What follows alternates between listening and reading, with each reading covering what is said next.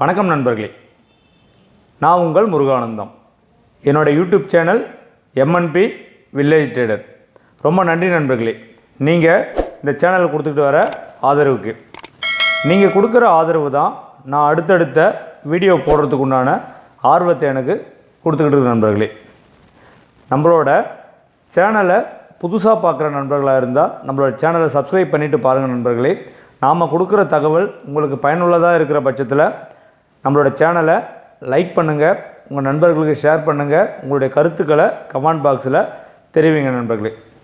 நம்மளோட யூடியூப் சேனலை பொறுத்த வரைக்கும் நிறைய பயனுள்ள தகவல்களை நம்மளை மாதிரி மிடில் கிளாஸ் பீப்புளாக இருந்து ஏதோ சாதிக்கணும் அப்படின்னு நினைக்கிற மக்களுக்காக நம்ம நிறைய விஷயங்களை உள்ளதை உள்ளபடியே நாம் இந்த மக்களுக்கு சொல்லிக்கிட்டு இருக்கோம் நண்பர்களே. அதனை தொடர்ந்து தான் இன்றைக்கி ஒரு முக்கியமான தகவலை, வாழ்க்கைக்கு தேவையான தகவலை பகிர்ந்துக்கணும் அப்படிங்கிற ஒரு எண்ணத்தோடு தான் இந்த வீடியோவை நம்ம ஆரம்பிக்கிறோம். ஒரு மனிதனுக்கு பார்த்தீங்கன்னா ரிட்டையர்மெண்ட் ஏஜ் அப்படிங்கிறது 58 அப்படிங்கிறது எல்லாருக்குமே தெரியும். அப்படின்னா ரிட்டையர்மெண்ட் ஏஜ் அப்படிங்கிறது என்ன அப்படின்னா, நம்ம உடல் அளவுலேயும் சரி மனதளவுலேயும் சரி கஷ்டப்பட முடியாத ஒரு ஏஜ் தான் இந்த 58 ஏஜ்.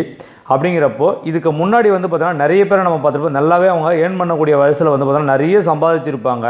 ஆனால் சரியான எதிர்காலத்தோட பிளான் எதுவுமே இல்லாததுனால தான் அவங்க எல்லாருமே என்ன பண்ணுவாங்கன்னா, அன்னன்னைக்கு வந்த பணத்தை அன்னன்னைக்கு செலவு பண்ணிவிட்டு ஒரு 58 வயசுக்கு மேலே தன்னுடைய குழந்தைகள் தன்னை கைவிட்ட நிலையில் பார்த்திங்கன்னா அவங்களோட அடிப்படை தேவைக்காக போயிட்டு வேலை பார்க்குறவங்களாம் நம்ம நிறைய பேரை பார்த்துருப்போம். வயதான காலத்தில் ஒரு செக்யூரிட்டியாகவோ இந்த மாதிரி பார்த்திங்கன்னா ஒரு கூலி வேலை செய்கிறவங்களாகவோ நம்ம நிறைய பேரை பார்த்துருப்போம். அதுக்கு என்ன காரணம் அப்படின்னா, அவங்க சம்பாதித்த காலத்தில் அவங்கக்கிட்ட சரியான ஒரு திட்டமிடல் கிடையாது. அதுதான் பார்த்தோன்னாக்கா அவங்க பின்னாடி இருக்கிற காலத்துலேயும் ஒரு அடிப்படை தேவைக்காக கஷ்டப்பட்டுக்கிட்டு இருக்காங்க அப்படிங்கிறதையும் நம்மளால் பார்க்க முடியுது நண்பர்களே. அதனால் நாம் ஏழையாகவே இருக்கிற நாம் எப்படி மேக்ஸிமம் பார்த்திங்கன்னா இந்த வீடியோ பார்க்குற எல்லாருமே பார்த்திங்கன்னா ஒரு மிடில் கிளாஸ் அந்த லெவலில் தான் இருப்பாங்க அப்படின்னு நான் நினைக்கிறேன். ஸோ மிடில் கிளாஸ்லேருந்து அடுத்த ஒரு லெவலுக்கு நம்ம மேலே மூவ் ஆகணும், நம்மளும் ஒரு ரிச் பீப்புளாக ஆகணும், ஃபினான்ஷியலாக ஒரு ஃப்ரீடம் வேணும். நமக்கு எப்போ பார்த்தாலும் பணம் நம்ம பார்த்தோன்னா அந்த பணத்தை பற்றியே யோசிச்சுக்கிட்டு ஒரு சின்ன விஷயங்களை சின்ன ஆசைகளை நாம் அடையிறதுக்கு கூட பார்த்தோன்னா இந்த பணம் ஒரு தடையாகவே இருக்குது. இதை நம்ம எப்படி தான் தூக்கி எறிய போகிறோம்?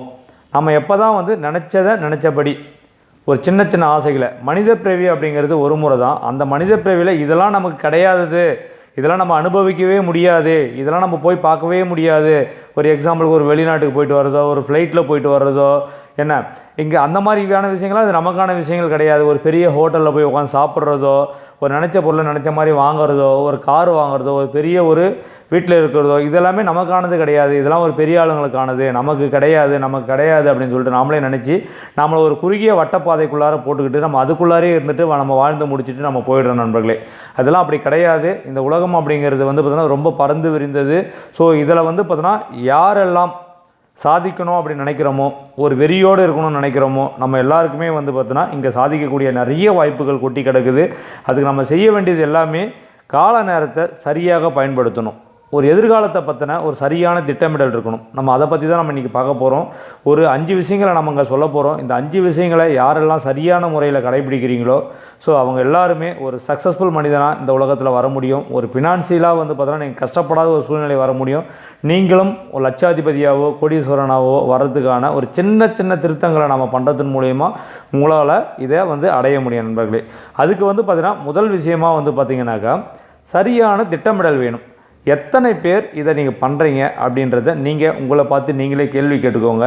உங்களுடைய வருமானம் எவ்வளோ, உங்களுடைய செலவு எவ்வளோ, அதில் மீதி எவ்வளோ இருக்குது அப்படிங்கிற விஷயத்த எத்தனை பேர் ஒரு பட்ஜெட் மாதிரி நீங்கள் போடுறீங்க. என்னோடய வருமானம் இவ்வளோ வருது, இதில் இந்தந்த செலவுக்கு இவ்வளோ போக மீதி எனக்கு இவ்வளோ மீறுது அப்படிங்கிற விஷயத்த யாரெல்லாம் எழுதுகிறீங்களோ, அது படித்தவங்க எக்ஸல் சீட்டில் போட்டு பாருங்கள், படிக்காதவங்க டைரி வச்சு நோட் பண்ணுங்கள். அந்த மாதிரி ஏதாவது ஒரு இடத்துல உங்களுடைய வருமானத்தையும் உங்களுடைய செலவுகளையும் சரியாக எழுதுறீங்க அப்படின்னாக்கா அப்போ தான் உங்களுக்கு அதில் உங்களால் கண்டுபிடிக்க முடியும். போகிற செலவில் பார்த்தோன்னா எது அடிப்படை தேவையான செலவுகள், இதை நம்மளால் தவிர்க்கவே முடியாத செலவு, இது எல்லாமே ஒரு ஆடம்பர செலவு, இதை நாம் நினச்சிருந்தால் இதை தவிர்த்திருக்க முடியும் அப்படிங்கிற ஒரு விஷயம் உங்களுக்கு கண்டிப்பாகவே தெரியும். சிறுதுளி பெருவெள்ளம் அப்படிங்கிற மாதிரி. ஸோ அப்பப்போ வந்து பார்த்தீங்கன்னா இது கூட ஒரு முறை தானே பண்ணுறோம், இது ஒரு முறை தானே, இன்றைக்கி ஒரு முறை தானே, அந்த மாதிரி நம்ம திரும்ப திரும்ப திரும்ப சிறு சிறு செலவாக பண்ணிகிட்டு இருக்கிற எல்லா ஒரு விஷயத்தையும் நீ உட்காந்து எழுதி நீங்கள் வச்சு பார்த்தீங்க அப்படின்னாக்கா, ஸோ அன்வான்டாக உங்களோட பணம் எங்கே போகுது அப்படின்னு பார்த்தீங்கன்னா, எல்லாருமே வந்து பார்த்தீங்கன்னா அடிப்படை தேவை அப்படிங்கிறது உங்களுடைய சம்பளத்தில் 30லிருந்து 40% மட்டும்தான் வந்து பார்த்தீங்கன்னா அடிப்படை தேவை, அத்தியாவசிய தேவை, அது உங்களால் தவிர்க்க முடியாத தேவைகளாக இருக்கும். மீதி இருக்கிற 60% வந்து பார்த்திங்கன்னா ஆடம்பர தேவைகளாக தான் இருக்கும், அனாவசிய செலவுகளாக தான் இருக்கும். இதை நீங்கள் எழுதுகிற பட்சத்தில் உங்களால் அதை வந்து பார்த்தினாக்கா கண்டுபிடிக்க முடியும் நண்பர்களே. அதே போல் இன்னொரு விஷயம், இந்த திட்டமிடல்லையே வந்து தயவு செய்து திரும்ப திரும்ப சொல்கிற ஒரே ஒரு விஷயம், இந்த கிரெடிட் கார்டு அப்படின்னு ஒரு விஷயம் இருக்குது.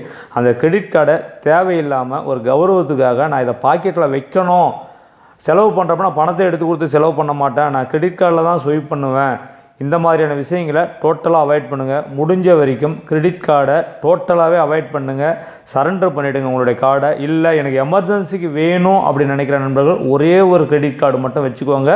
இன் கேஸ் ஆஃப் எமர்ஜென்சி என்னால் பணத்தை எடுத்துகிட்டு போய் செலவு பண்ண முடியாது, ஆனால் பணம் என்னோடய அக்கௌண்ட்டில் இருக்குது, ஸோ நான் கார்டை ஸ்வைப் பண்ணிவிட்டு சரியான பில் டேட்டில் சரியான பேமெண்ட் டேட்டில் என்னோடய பேமெண்ட்டை நான் கட்டிடுவேன் அப்படின்னு நினைக்கிறவங்க ஒரே ஒரு கிரெடிட் கார்டு மட்டும் வச்சுக்கோங்க. அதர்வைஸ் அது தேவையே இல்லாத ஒரு விஷயம்.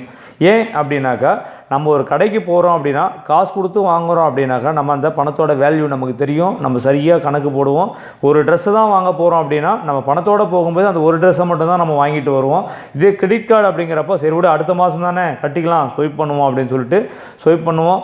ப்ளஸ் அதனால் வந்து தேவையற்ற செலவுகள் தான் அதிகமாகும். அதனால் வந்து பார்த்திங்கன்னா நம்ம அடுத்த மாதம் நம்மளுடைய பட்ஜெட்டில் துண்டு விழுறதுக்கான வாய்ப்பு இருக்குது. முடிஞ்ச வரைக்கும் கிரெடிட் கார்டை அவாய்ட் பண்ணுங்கள். அதே போல் இந்த இஎம்ஐன்னு சொல்லிட்டு நம்ம நிறைய விஷயங்களை பார்த்தோன்னாக்கா இஎம்ஐலேயே வாங்கி நம்ம வட்டியாகவே நம்மளுடைய வருமானங்களில் பாதி வந்து போயிட்டுருக்கு. அதுக்கு ஒரே ஒரு உதாரணம் என்னால் சொல்ல முடியும். இன்றைக்கி வந்து இந்த ஹவுசிங் லோன் அப்படின்னு சொல்லிட்டு எல்லாருமே கடனை வாங்கி நானும் ஒரு வீடு வாங்குகிறேன் அப்படின்னு நினச்சிக்கிட்டு ஒரு சொந்தமாக ஒரு வீட்டை வாங்கிட்டு நம்ம எல்லாமே வந்து இஎம்ஐயாக கட்டிகிட்ருக்கோம். இதுக்கு நிறைய நண்பர்கள் நிறைய விஷயங்களை சொல்லிக்கிட்டே இருக்கலாம். நம்பர் 1 வந்து பார்த்திங்கனாக்கா எனக்கு ஒரு சொந்த வீடு வேணும் அப்படின்னு சொல்லிட்டு கடன் வாங்கி வீடு வாங்குறவங்க இருக்காங்க. சில பேர் வந்து பார்த்திங்கனாக்கா எனக்கு இன்கம் டேக்ஸ் வருது, அதுக்காக நான் ஹவுசிங் லோன் வாங்கினா அதை நான் டேக்ஸில் காட்டிடுவேன். ஒரு விஷயங்களை யோசித்து பாருங்கள் நண்பர்களே, இன்கம் டேக்ஸில் ஹவுசிங் லோனோட போர்ஷன் வந்து பார்த்தீங்கன்னா 2 லட்ச ரூபாய் நீங்கள் வந்து இன்ட்ரெஸ்ட்டில் காட்டலாம். அதனுடைய அசலை வந்து 80Cயில் உங்களால் காட்ட முடியும் நண்பர்களே. ஸோ 2 லட்ச ரூபாய்க்கு நீங்கள் 10% ஸ்லாப்பில் இருந்தீங்கன்னா கூட 20,000 ரூபாய் தான் நீங்கள் டேக்ஸ் கட்ட போகிறீங்க.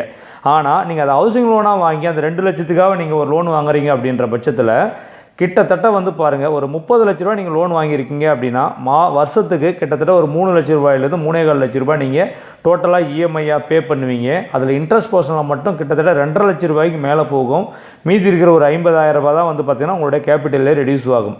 அந்த 50,000 ரூபாயுமே கூட பார்த்தீங்க அப்படின்னா இவங்க என்ன பண்ணுவாங்க அப்படின்னா இந்த இன்ட்ரெஸ்ட் ரேட்டு வட்டிக்கு கொடுக்குறப்போ உங்கள்கிட்ட என்ன பண்ணுவாங்கன்னா உங்களை ஹவுசிங் லோன் வாங்க வைக்கணும் அப்படிங்கிறதுக்காக 7% இன்ட்ரெஸ்ட்டுக்கு உங்களுக்கு லோனை கொடுத்துட்டு அகைன் வந்து பார்த்தினாக்கா வந்து இந்த இன்ட்ரெஸ்ட் ரேட்டை ஏற்றிட்டாங்க, ஆர்பிஐ இன்ட்ரெஸ்ட் ரேட் ஏற்றிட்டாங்கன்னு சொல்லிட்டு ஒரு 9% ஒரு 9.5% கொண்டு போய் விட்டுருவாங்க. நீங்கள் ஒரு 3 வருஷம் 4 வருஷம் நீங்கள் லோன் வாங்கியிருந்தீங்கன்னா கடந்த ஒரு 3 வருஷத்துக்கு முன்னாடி யார் லோன் வாங்கியிருந்தாலும் பார்த்தீங்க அப்படின்னா ஒரு மாதம் கூட உங்களோட 240 மாதம் ஆவரேஜாக வச்சுக்குவாங்களேன். 20 வருஷம் நீங்கள் லோன் போடுறீங்க அப்படின்னா 240 மாதம் கிட்டத்தட்ட இந்த 3 வருஷம் 36 மாதம் நீங்கள் லோன் கட்டியிருப்பீங்க. கிட்டத்தட்ட ஒரு 10 லட்ச ரூபாய் நீங்கள் பே பண்ணியிருப்பீங்க, ரீபேமெண்ட் பண்ணியிருப்பீங்க. ஆனால் உங்களோட அந்த இஎம்ஐயோட மந்த்து வந்து பார்த்தீங்கன்னாக்கா ஒரு மாதம் கூட குறைஞ்சிருக்காது. அதுக்கு சில காரணங்கள் வந்து என்ன அப்படின்னா இன்ட்ரெஸ்ட் ரேட் ஏறுதுன்னு சொல்லிட்டு அவன் பாட்டு ஏற்றிக்கிட்டே போயிட்டே இருப்பான். ஸோ அதனால் ஒரு 10 லட்ச ரூபாய் கிட்டத்தட்ட இந்த 3 வருஷத்தில் நீங்கள் வந்து பார்த்தீங்கன்னா இன்ட்ரெஸ்ட் போர்ஷனாகவே நீங்கள் கொடுத்துருப்பீங்க. தயவு செய்து ஹவுசிங் லோன் வாங்கி வீடு வாங்குறதை அவாய்ட் பண்ணுங்கள். ஒரு உதாரணத்துக்கு வந்து பார்த்தீங்கன்னா ஒரு 50 லட்ச ரூபாய்க்கு நீ வீடு வாங்க போகிறீங்கன்னா உங்கள்கிட்ட ஒரு 30 லட்ச ரூபா சொந்த பணம் இருக்குது, ஒரு 20 லட்ச ரூபா லோன் வாங்குறோம் அப்படின்னா பரவாயில்ல, 80% லோன் தராங்க, 90% லோன் தராங்க அப்படின்னு சொல்லிட்டு நீங்கள் ஒரு முறை ஹவுசிங் லோன் வாங்கிட்டு நீங்கள் வீட்டை வாங்கிட்டீங்க அப்படின்னா உங்கள் வாழ்நாள் ஃபுல்லாகவே நீங்கள் இஎம்ஐ மட்டும் தான் கட்ட முடியும் நண்பர்களே. முடிஞ்ச வரைக்கும் அதை அவாய்ட் பண்ணுங்கள். அவ்வளோ பணத்தை வட்டியாக கட்டுறதுக்கு நம்ம வாடகை வீட்டிலே இருந்துட்டு போயிடலாம். நம்ம கொஞ்சம் கொஞ்சமாக பணத்தை சேர்த்து நம்ம இன்றைக்கி சென்னைக்குள்ளே வாங்க முடியலாம், அவுட் ஆஃப் சென்னையில் போய்ட்டு கூட நம்ம வீடை வாங்கிக்க முடியும் நண்பர்களே. ஸோ அதனால் திரும்பவும் இங்கே சொல்ல வேண்டிய விஷயம் என்னென்னா கிரெடிட் கார்டு அவாய்ட் பண்ணுங்கள், இஎம்ஐயில் பொருள் வாங்கிறத அவாய்ட் பண்ணுங்கள், குறிப்பாக ஹவுசிங் லோனையும் அவாய்ட் பண்ணுங்கள். இதுதான் என்னோட அட்வைஸ். ரெண்டாவதாக ஒரு விஷயம் என்னென்னா இந்த காப்பீடு இன்சூரன்ஸ் அப்படிங்கிற ஒரு விஷயம் ஒரு மனிதனுக்கு ரொம்ப ரொம்ப ரொம்ப ரொம்ப முக்கியமானது நண்பர்களே. ஏன் அப்படின்னா நீங்கள் தான் குடும்ப தலைவர், நீங்கள் தான் உங்கள் குடும்பத்தில் மேக்ஸிமம் ஏர்னராக நீங்கள் இருக்கீங்க, வருமானத்தை ஈட்டக்கூடிய ஒரு ஆளாக இருக்கீங்கன்னா தயவு செய்து திரும்பவும் சொல்கிறேன் நான், டேர்ம் இன்சூரன்ஸ் அப்படிங்கிற ஒரு விஷயத்தை கண்டிப்பாக ஃபஸ்ட் ஆஃப் ஆல் எடுங்க. உங்களுடைய சம்பளத்தில் 20 மடங்கு ஒரு வருஷம் ஆண்டு வருமானத்தில் இருந்து 20 மடங்கு உங்களால் வந்து பார்த்திங்கனாக்கா உங்களால் வந்து டேர்ம் இன்சூரன்ஸ் எடுக்க முடியும். தயவு செய்து டேர்ம் இன்சூரன்ஸ் எடுங்க. அதே நேரத்தில் இந்த எல்ஐசி போன்ற இதில் வந்து இந்த ஏஜென்ட்டெல்லாம் சொல்கிறாங்கன்னு சொல்லிட்டு இந்த மணி பேக் பாலிசி, என்வெல்மெண்ட் பாலிசி, இந்த யூலிப் பாலிசி இந்த மாதிரி எது வச்சுருந்தாலும் இமீடியட்டாக க்ளோஸ் பண்ணுங்கள். ஏன் அப்படின்னா அதனுடைய ஒரு உதாரணத்துக்கு என்னால் சொல்ல முடியும். ஒரு 10 லட்ச ரூபா நீங்கள் எல்ஐசியில் ஒரு மணி பேக் பாலிசியோ இல்லை என்வெல்மெண்ட் பாலிசியோ எடுத்துருக்கீங்க அப்படின்னா வருஷத்துக்கு கிட்டத்தட்ட 60,000 ரூபாய் நீங்கள் ப்ரீமியம் பே பண்ண வேண்டியது இருக்கும். அப்படியே மிஞ்சி பே பண்ணாலுமே உங்களுக்கு அந்த 20 வருஷம் உங்களுக்கு எந்தவித அசம்பாவிதமும் இல்லாமல் இருந்து மெச்சூர்டாகி வருது அப்படின்னாக்கா 4% ரிட்டர்ன்ஸ் கூட உங்களுக்கு அதில் வந்திருக்காது. அதுவே இந்த 60,000 ரூபாய் உங்களால் வந்து அந்த இன்சூரன்ஸுக்காக நீங்கள் பே பண்ண தயார் அப்படின்னா கிட்டத்தட்ட 2.5 கோடி ரூபாய் உங்களால் வந்து பார்த்தினாக்கா டேர்ம் இன்சூரன்ஸ் எடுக்க முடியும். அதுவுமே வந்து பார்த்தினாக்கா ஜீரோ மணி பேக் அப்படின்ற மாதிரி ஜீரோ ப்ரீமியம் பாலிசி அப்படிங்கிற மாதிரி வந்துருச்சு. 31 ஆண்டுகள் நீங்கள் தொடர்ந்து நீங்கள் பே பண்ணுற பட்சத்தில் நான் ஒரு 2.5 கோடி ரூபாய் நீங்கள் டேர்ம் இன்சூரன்ஸ் எடுக்கிறீங்க. ஒரு 31 வருஷம் நீங்கள் செலக்ட் பண்ணிட்டு பேமெண்ட் பண்ணுறீங்க அப்படின்னா இந்த 31 வருஷத்துக்குள்ளார நமக்கு எதுவுமே இல்லை, நம்ம லைவில் இருக்கோம் அப்படிங்கிற பட்சத்தில் நம்ம கட்டின ப்ரீமியம் எல்லாமே நமக்கு திரும்பி வந்துடும். ஸோ அந்த கவர்மெண்ட்டோட டேக்ஸஸ் தவிர்த்து நமக்கு இன்ட்ரெஸ்ட் அதெல்லாம் எதுவும் வராது, நம்ம கட்டின ப்ரீமியம் மட்டும் வந்துடும். இதனால் நமக்கு என்ன லாபம் அப்படின்னு பார்த்தீங்க அப்படின்னாக்கா ஸோ நம்ம 2.5 கோடி ரூபாய் கிட்டத்தட்ட நம்ம இருந்தோம் அப்படின்னா நம்ம சம்பாதிச்சு கொடுக்க போகிறோம். ஒருவேளை நமக்கு ஏதாவது அசம்பாவிதம் அந்த மாதிரி சூழ்நிலைகள் வரும் பட்சத்தில் 2.5 கோடி ரூபாயை வச்சு உங்களோட ஃபேமிலியெல்லாம் வந்து பார்த்தீங்கன்னா ரொம்ப ஒரு நல்ல நிலைமைக்கே வர முடியும் நண்பர்களே. ஸோ அதனால் இதே நீங்கள் அதை எல்ஐசியில் கட்டி எல்ஐசியில் இந்த மாதிரி பாலிசி யூலிப்பு இல்லை மணி பேக் இந்த மாதிரி பாலிசியெல்லாம் கட்டிருந்தீங்கன்னா 10 லட்ச ரூபா தான் உங்களோட குடும்பத்துக்கு வரும். இல்லை நம்ம லைவில் இருக்கிறன்ற பட்சத்தில் வந்து பார்த்தீங்கன்னா ஒரு 11 லட்ச ரூபாய் இல்லை 15 லட்ச ரூபாய்க்குள்ளே தான் உங்களுக்கு ரிட்டர்ன்ஸ் வரதுக்கான வாய்ப்பு இருக்குது. ஸோ டோட்டலாக தெரிஞ்சோ தெரியாமையோ நமக்கு ஏஜென்ட்டு சொல்கிறாங்கன்னு சொல்லிட்டு இந்த மாதிரி எல்ஐசி எல்லாமே நம்ம போட்டிருந்தோம் அப்படின்னா டோட்டலாக இன்றைக்கோடவே நீங்கள் வந்து என்ன பண்ணுங்க அப்படின்னா உங்களுக்கான ஒரு டேர்ம் இன்சூரன்ஸை செலக்ட் பண்ணி எடுத்துகிட்டு அந்த பழைய பாலிசி எல்லாமே தயவு செய்து க்ளோஸ் பண்ணுங்கள். அது உங்களுக்கு வெல்த்தை கிரியேட் பண்ணி கொடுக்காது, அது சரியான உங்களுக்கு இன்சூரன்ஸாகவும் இருக்காது. ஒரு இன்சூரன்ஸ் அப்படிங்கிறது நமக்கு அப்புறம் நம்மளுடைய குடும்பம் எந்த காரணத்திலும் பாதிக்கக்கூடாது அப்படிங்கிற ஒரு விஷயத்துக்காக எடுக்கிறது தான் இன்சூரன்ஸ். அது நம்மளை அவங்களை ஃபுல்ஃபில் பண்ணலை அப்படின்னாவே அந்த இன்சூரன்ஸ் எடுத்ததே நமக்கு வேஸ்ட்டுன்னு தான் அர்த்தம். திரும்பவும் சொல்கிற விஷயம் டேர்ம் இன்சூரன்ஸ் அப்படிங்கிற ஒரு விஷயம் ஒவ்வொரு மனிதருக்கும் முக்கியமானது. அதே போல் மெடிக்கல் இன்சூரன்ஸ் இதுவும் வந்து பார்த்தீங்கன்னா தவிர்க்க முடியாத விஷயங்கள். ஒரு கார்ப்பரேட் கம்பெனியில் வேலை பார்க்குறவங்க எல்லாருக்குமே வந்து பார்த்தீங்கன்னா கார்ப்பரேட்டில் ஒரு இன்சூரன்ஸ் இருக்கும், குரூப் இன்சூரன்ஸ் மாதிரி. இல்லாத தனி மனிதர்கள் எல்லாருமே வந்து பார்த்தீங்கன்னா உங்களுக்கு தேவையான மெடிக்கல் இன்சூரன்ஸ் அப்படிங்கிறது குறைஞ்சபட்சம் ஒரு 3 லட்ச ரூபாய்க்காவது நீங்கள் ஒரு மெடிக்கல் இன்சூரன்ஸ் எடுத்துக்கோங்க நண்பர்களே. அது கண்டிப்பாக அத்தியாவசியமானது. பார்த்தீங்கன்னாக்கா அதுக்கு அடுத்தபடியாக உங்களுடைய சம்பளத்தில் இருந்து பார்த்தோன்னா நம்ம அந்த 60% சம்பளம் வந்து பார்த்திங்கன்னா தேவையில்லாத செலவுகளாக தான் நம்ம போதும்னு சொல்லியிருக்கோம். அதுலேருந்து வந்து பார்த்தீங்கன்னா சேமிப்பு இன்வெஸ்ட்மெண்ட் அப்படிங்கிறது வந்து பார்த்தோன்னாக்கா எப்படி இருக்கணும் அப்படின்னா நம்மளோட கேபிட்டல் எக்காரணத்தை கொண்டும் போகக்கூடாது. ரிட்டர்ன்ஸ் அப்படிங்கிறது நம்மளோட இன்ஃப்ளேஷனை பீட் பண்ணி கொடுக்கணும். அந்த மாதிரியான இன்வெஸ்ட்மெண்ட்டாக தான் நமக்கு இருக்கணும். நம்மக்கிட்ட இருக்கிற கொஞ்சம் ரூபாய் பணத்தை வந்து பார்த்திங்க அப்படின்னாக்கா ஈஸியாகவே சொல்லலாம். இன்றைக்கி வந்து இந்த மியூச்சுவல் ஃபண்ட் அப்படிங்கிற ஒரு விஷயம் இருக்குது. இன்றைக்கி எல்லாமே பார்த்தோன்னாக்கா குறைஞ்சபட்சம் ஒரு 30% ரிட்டர்ன்ஸ் தான் நமக்கு கொடுத்துக்கிட்டு இருக்குது. நீங்கள் எவ்வளோ டேட்டா ஒன்றாலும் எடுத்து பாருங்கள். ஸோ எடுத்து சர்ச் பண்ணி பார்த்தீங்க அப்படின்னாக்கா ஒரு 30% ரிட்டர்ன்ஸை வந்து ஆவரேஜாக நமக்கு எல்லா மியூச்சுவல் ஃபண்டுமே நமக்கு கொடுத்துக்கிட்டு இருக்கு நண்பர்களே. ஸோ உங்கள்கிட்ட இருக்கிற பணத்தில் ஒரு 5% அந்த மியூச்சுவல் ஃபண்டில் இன்வெஸ்ட் பண்ணுங்கள். எஸ்ஐபி மெத்தடில் போடுங்க. சிஸ்டமேட்டிக் இன்வெஸ்ட்மெண்ட் பிளான் கம்பல்சரி அதை கண்டினியூ பண்ணுங்கள். இப்போ நம்ம கட்டிக்கிட்டு இருக்கோம் இல்லையா, ஒரு ஹவுசிங் லோன் வாங்கி 20 வருஷம் கட்டுறோம் பார்த்தீங்களா, அதுக்கு பதிலாக நீங்கள் ஒரு 5,000 வந்து பார்த்தீங்க அப்படின்னா ஒரு 20 வருஷம் கட்டினீங்கன்னா கிட்டத்தட்ட 1 கோடி ரூபாய்க்கு மேலே வந்து பார்த்தீங்கன்னா உங்களுடைய வெல்த்து கிரியேட் ஆகிருக்கும். ஸோ நீங்கள் கட்டுறது வந்து பார்த்தீங்கன்னாக்கா ஒரு 9 லட்ச ரூபா 10 லட்ச ரூபா கூட கட்டிருக்க மாட்டீங்க. ஆனால் உங்களுக்கு வந்திருக்க வெல்த்து வந்து பார்த்தீங்கன்னா கிட்டத்தட்ட வந்து ஒரு 1 கோடி ரூபாய்க்கு மேலே வந்திருக்கும். ஸோ அப்போ நம்மளால் ஒரு நல்ல குரோத்தை வந்து நம்மளால் பார்க்க முடியும் நண்பர்களே. அதே போல் நல்ல ஃபண்டமெண்டல் ஸ்டாக்ஸாக வந்து பார்த்தீங்கன்னாக்கா அதில் ஒரு 5% எவரி மந்த்து வந்து பார்த்தீங்கன்னாக்கா அதில் இன்வெஸ்ட் பண்ணுங்கள். ஸோ என்ன தான் நம்ம ட்ரேடிங் பண்ணிக்கிட்டே இருந்தாலும் ட்ரேடிங்லேருந்து வர ஒரு ரிட்டர்ன்ஸ் எடுத்துகிட்டு போயிட்டு ஸோ ஒரு நல்ல ஸ்டாக்ஸு ஒரு மியூச்சுவல் ஃபண்டு இந்த மாதிரியான விஷயங்களில் வந்து நீங்கள் இன்வெஸ்ட் பண்ணுங்கள். இது எல்லாமே பார்த்தோன்னா இன்றைக்கி இன்ஃப்ளேஷனை பீட் பண்ணி ஒரு நல்ல ரிட்டர்ன்ஸை உங்களுக்கு கொடுக்க நண்பர்களே. அதே போல் நம்மளோட ஸ்டாக் மார்க்கெட்டில் இந்த ஆப்ஷன் ட்ரேடிங்கில் பண்ணுறவங்க எல்லாருமே வந்து பார்த்திங்கனாக்கா நிறைய பணத்தை நம்ம இழந்துக்கிட்டே இருக்கிறோம். அதுக்கெல்லாம் ஒரே ஒரு காரணம் என்னென்னா நம்ம கற்றல் சரியான ஒரு எஜுகேஷன் இல்லாமல், கற்றுக்கணும் அப்படிங்கிற ஒரு எண்ணம் இல்லாமல், கற்றுக்கிறதுக்கு ஒரு சரியான டைம் கொடுக்காம தான் நாம் எல்லாருமே அதில் இழந்துக்கிட்டு இருக்கோம். நமக்கு நல்லாவே தெரியும் மார்க்கெட் மேலே தான் போக போகுது அப்படின்னு சொல்லிட்டு. ஆனால் நம்ம என்ன பண்ணோன்னா சரியான இடத்துல ட்ரேட் எடுக்கிறதுனால மார்க்கெட் மேலே தான் போகும், ஆனால் நம்ம லாஸில் இருப்போம். ஸோ நிறைய விஷயங்கள் நம்ம திரும்ப நம்மளோட வீடியோஸில் சொல்லிட்டு இருக்கோம். இந்த ஆப்ஷன் ட்ரேடிங்கை பொறுத்த வரைக்கும் இந்த பங்குச்சந்தையில் ஈஸியாக பணம் சம்பாதிக்க முடியும். அதுக்கு பணம் சம்பாதிக்கணும் அப்படின்னா உங்களுக்கு பங்கு சந்தையை பற்றின சரியான நாலேஜ் இருக்கணும். ஆப்ஷன் ட்ரேடிங்கை பொறுத்த வரைக்கும் அது ஆப்ஷன் பையிங்காக இருந்தாலும் சரி, ஆப்ஷன் செல்லிங்காக இருந்தாலும் சரி, சரியான நாலேஜ் இல்லை, சரியான ஒரு கற்றல் இல்லை அப்படின்னா எத்தனை வருஷம் உங்களால் பங்கு சந்தையில் இருந்தாலும் இங்கே பணம் சம்பாதிக்க முடியாது நண்பர்களே. ஸோ உங்களுடைய முதல் செலவை இந்த பங்குச்சந்தையை பொறுத்த வரைக்கும் கற்றலுக்காக ஒதுக்குங்க. கற்றுக்கிட்டு எதையுமே பண்ணுங்கள். நம்ம நிறைய விஷயங்களை நம்மளோட பழைய வீடியோஸில் சொல்லியிருக்கோம். தொடர்ந்து அதில் போய்ட்டு பாருங்கள்.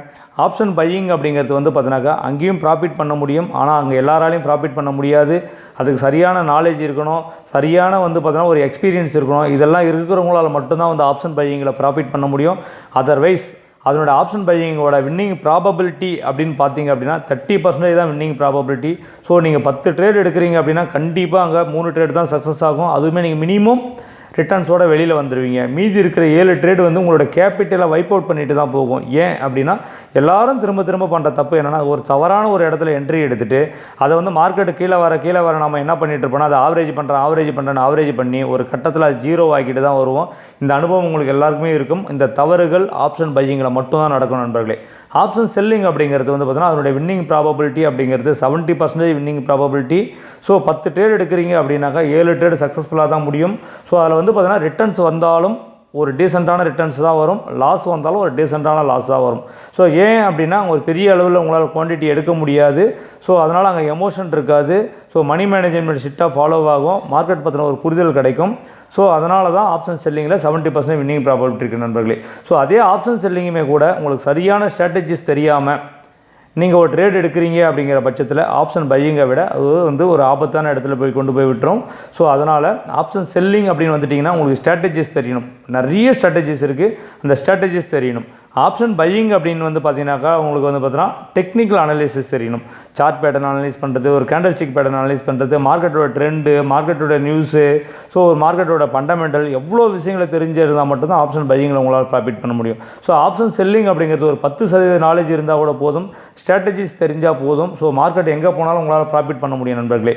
ஸோ உங்களுக்கு ஆப்ஷன் செல்லிங் தெரியும் அப்படிங்கிற பட்சத்தில் ஸோ நீங்கள் ஆப்ஷன் செல்லிங்கை ஃபாலோ பண்ணுங்கள். இல்லை தெரியாது, என்னை ஒரு மென்டாராக செலக்ட் பண்ணி எங்கிட்ட ஆப்ஷன் செல்லிங் கற்றுக்கிட்டு நீங்கள் ட்ரேட் பண்ணணும் அப்படின்னு நினைக்கிற நண்பர்கள் ஸோ கீழே தெரிகிற ஸ்க்ரீன் நம்பருக்கு வந்து பார்த்தினாக்கா ஸோ 3900 ஜிபே பண்ணிவிட்டு அந்த பேமெண்ட்டுக்கான ஸ்க்ரீன்ஷாட்டையும் உங்களோட ஜிமெயில் ஐடியும் எனக்கு ஷேர் பண்ணுறது மூலயமா அந்த 9 ரெக்கார்டர் வீடியோ 9 ஸ்ட்ராட்டஜிஸ்க்கான வீடியோ வந்து அன்றைக்கி எண்ட் ஆஃப் த டேக்குள்ளார உங்களுக்கு வந்து கிடைக்கும் நண்பர்களே. ஸோ இதை விட கம்மியாக யாருமே கோர்ஸ் கொடுக்கறது கிடையாது. ஸோ அவ்வளோ வேல்யூபிளான விஷயங்களை தான் நம்ம உங்களுக்கு சொல்லி கொடுத்துட்ருக்கோம். ஏன் இதை ஃப்ரீயாக கொடுக்கல அப்படின்னா ஃப்ரீயாக கொடுத்தா அதனுடைய வேல்யூ யாருக்கும் தெரியாது நண்பர்களே. பங்குச்சந்தையில் எல்லாருமே லட்சக்கணக்கில் கோடிக்கணக்கில் முதலீடை போட்டு நமக்கு ட்ரேட் பண்ண தான் வந்திருக்கோம். ஸோ இங்கே ஒரு 3900 கொடுத்து கற்றுக்கிட்டு ட்ரேட் பண்ணுறதுனால உங்களுக்கு லாபம் தானே தவிர இது ஒரே ட்ரேட்லேயும் உங்களால் எடுக்க முடியும். ஸோ கற்றுக்காமல் நீங்கள் பண்ணுற ட்ரேட் இதை விட பல மடங்கான பணங்களை வந்து பார்த்தீங்கன்னா நீங்கள் பங்கு சந்தையில் தொடர்ந்து எந்தக்கிட்ட தான் இருப்பீங்க. ஸோ அதனால் எந்த ஒரு விஷயத்தை பண்ணாலும் சரி உங்களுக்கு எங்கே விருப்பப்படுதோ யார்கிட்ட விருப்பப்படுதோ அவங்ககிட்ட வாங்கிக்கிட்டு கற்றுக்கோங்க. நம்மக்கிட்ட கற்றுக்கிட்டு ட்ரேட் பண்ணணும்னு நினைக்கிற நண்பர்கள் அதுக்கான ஃபீஸை கொடுத்து கற்றுக்கிட்டு இந்த மார்க்கெட்டில் நீங்களும் ப்ராஃபிட் பண்ணுங்கள். ஸோ சரியான திட்டமிடலோட உங்களோட வாழ்க்கை பயணத்தை தொடங்க. உங்களோட எதிர்காலத்தில் பின்னாடி வயதான காலத்தில் ₹1, ₹5, ₹10 நம்ம யாருக்கிட்டையும் கையேந்தாமல் ஒரு கௌரவமான வாழ்க்கையை ஒரு நல்ல நிலைமையோடு நம்மளோட வாழ்க்கை பயணத்தை தொடரணும் முடிக்கணும் அப்படிங்கிறவங்க சரியான திட்டமிடலோட ஸோ உங்களுடைய பணத்தை வந்து வீண் செலவுகளை பண்ணாதீங்க, விரைய செலவுகளை பண்ணாதீங்க, அத்தியாவசிய செலவுகளை மட்டும் பண்ணுங்கள். ஸோ அதுக்காக கஞ்சத்தனமாக இருக்கணும் கிடையாது. இப்படி எல்லாமே நம்ம சம்பாதிக்கிற காலத்தில் ஒரு 10 to 15 வருஷம் நம்ம வந்து இவ்வளோ ஸ்ட்ரிக்டாக டிசிப்ளினாக ஃபாலோ பண்ணிட்டோம் அப்படின்னா பின்னாடி இருக்கிற காலத்தை நம்மளால் வந்து சூப்பராக லைஃப்பை வந்து ரொம்ப என்ஜாயபுல்லாக வாழ முடியும் நண்பர்களே. ஸோ திரும்பவும் சொல்கிறேன், கடனை முதல்ல வந்து அவாய்ட் பண்ணுங்கள். ஸோ எமோஷனை வந்து முதல்ல அவாய்ட் பண்ணுங்கள். ஸோ சரியான வகையில் இன்வெஸ்ட்மெண்ட் பண்ணி உங்களுடைய பணத்தை வெல்த்தை க்ரியேட் பண்ணிவிட்டு நீங்களும் வாழ்க்கையில் வந்து ஒரு சந்தோஷமாக வாழணும் அப்படிங்கிற ஒரு எண்ணத்தோடு தான் இந்த வீடியோவை நம்ம கொடுக்குறோம். இந்த தகவல் உங்களுக்கு ரொம்ப பயனுள்ளதாக இருக்கும்னு நினைக்கிறேன். அப்படி பயனுள்ளதாக இருக்கிற பட்சத்தில் ஸோ நம்மளுடைய சேனலை சப்ஸ்கிரைப் பண்ணுங்கள், லைக் பண்ணுங்கள், உங்கள் நண்பர்களுக்கு ஷேர் பண்ணுங்கள் நண்பர்களே. ஸோ இந்த வீடியோ உங்களுக்கு பிடிச்சிருந்தா லைக் பண்ணுங்கள், பிடிக்கல அப்படின்னா டிஸ்லைக் பண்ணுங்கள். நீங்கள் உங்களுடைய கருத்துக்களை நம்மளோட கமெண்ட் பாக்ஸில் தெரிவிங்க நண்பர்களே. இந்த வீடியோ ரொம்ப பயனுள்ளதாக இருக்கும்னு நினைக்கிறேன் நண்பர்களே. ரொம்ப நன்றி நண்பர்களே. வாழ்க தமிழ், வளர்க என் தமிழ் மக்கள்.